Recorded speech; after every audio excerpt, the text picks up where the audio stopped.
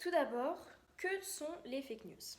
Eh bien, les fake news concernent toutes les fausses informations, les complots, les mensonges, les rumeurs, les intox qui sont publiés par des sites qui prennent l'apparence de vrais journaux dans le but de se faire de l'argent ou alors de manipuler et d'influencer une population sous forme de propagande. Donc ces fake news ont des répercussions très dangereuses et très concrètes sur par exemple des élections ou bien la réputation d'une certaine personne.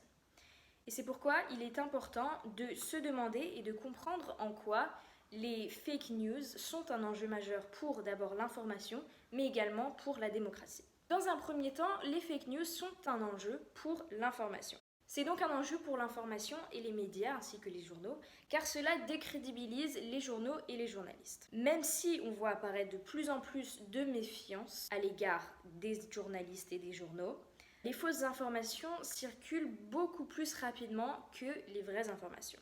Pourquoi? Car elles sont sûrement plus choquantes, plus effrayantes, plus attirantes ou plus surprenantes.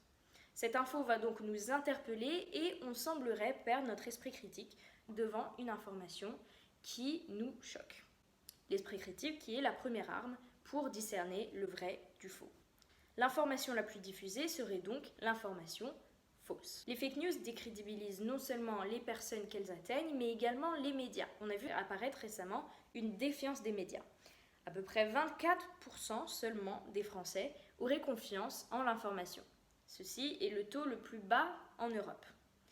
Les fake news ne sont pas la cause principale, néanmoins, elles y jouent quand même un rôle. Les fausses informations sont donc un enjeu pour les informations en elles-mêmes, mais également pour les journaux, les journalistes et l'institution journalistique et médiatique en général. Dans un second temps, les fake news représentent un enjeu également pour la démocratie.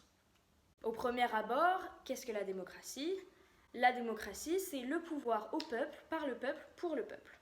Et cela insinue un grand nombre de libertés et de droits, tels que la liberté d'expression, l'égalité ou le droit à l'information, et plus récemment, grâce à l'information en masse et l'accès aux smartphones beaucoup plus étendu, le droit à la diffusion et rediffusion d'informations.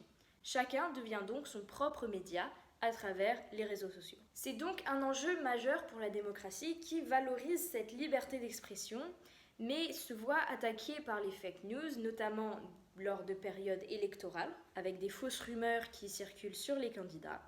D'ailleurs, une loi a été mise en place en France contre les fake news en période justement électorale pour protéger les démocraties et supprimer les fausses informations qui pourraient influencer l'avis des électeurs. D'autres mesures ont été prises en compte contre les fake news, comme la collaboration de médias et de Facebook en France, de plusieurs médias, de plusieurs journaux, pour réduire la présence de fake news grâce à des équipes de fact-checkers qui, justement, repèrent les fausses informations et les enlèvent. Et puis, personnellement, il est toujours bien de garder un esprit critique devant chaque information.